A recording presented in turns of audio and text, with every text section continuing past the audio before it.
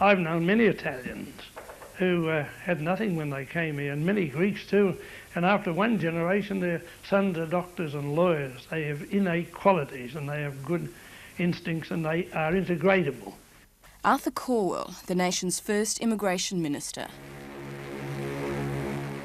The man responsible, under Chifley, for setting up the first large-scale immigration program from Europe.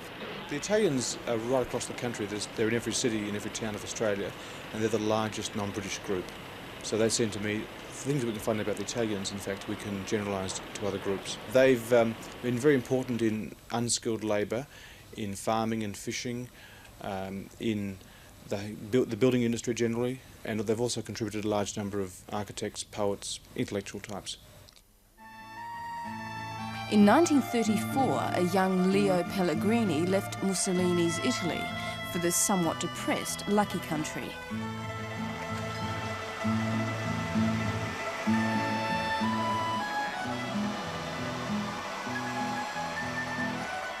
"53 years later, his legacy is a Melbourne institution. Right from the opening day, we were inundated by the migrant group, let's say, and of course this area being frequented largely by theatre-goers, they saw that this little place was very, very busy, and consequently it aroused a certain amount of curiosity.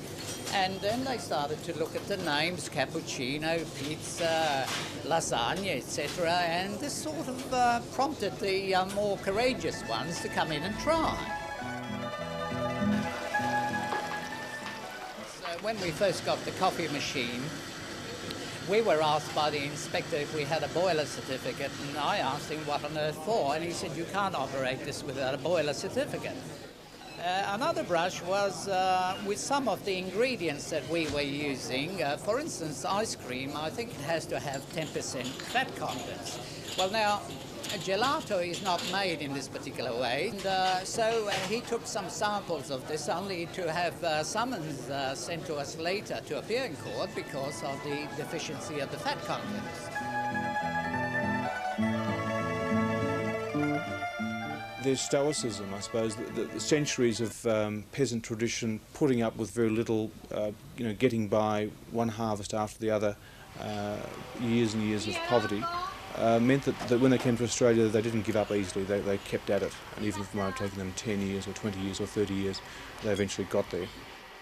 Ciao Leo. Ciao, buongiorno. It's so nice to see you. Lovely, nice to see you. Can I have your coffee? Un buon cappuccino. Mr. Pellegrini got there. Now Mr. Malaspina is the proprietor, carrying on in the same tradition. I remember, somebody said, let's go for a coffee to town, and that was the first place that we visited for a cappuccino. And so the change and the settling was basically easy because of the pioneers. They had already laid the path. Restaurants, pizza, dancing places. One could go and dance at the weekend, one could go and see an Italian movie, and that was very helpful. If the infusion of Italian blood into this country did much to please the Australian palate, the sartorial Messrs Pellegrini and Malaspina had some difficulty with their dress. I'm wearing some of the clothes which my mother had taken particular pride to have tailor-made for me, as she was very good at it. I was called a sissy and all that. I was one of the first ones to work in the streets of Melbourne with a scarf, with a handbag. I mean, I don't get embarrassed that easily, and it didn't really worry me. But it wasn't unusual to have half a dozen people staring at me just because I'm wearing a scarf and carrying a handbag. But nowadays, I mean, just about everyone carries a handbag. Not every lady, but men as well. What about the darker side of Italian immigration? For example, the influence of the mafia in Australia? It's much easier to find out information about the mafia than it is to find out about ordinary Italians, because in fact the media does tend to exaggerate and sensationalise those aspects. There have in fact only been 3 separate and discontinuous examples of organised crime amongst Italians in Australia. The first was in the 1920s in North Queensland in those cane fields. The second was in the Victoria Markets murders of 1964, and the third is what we're seeing today at Griffith and some of those unfortunate incidents that have taken place there.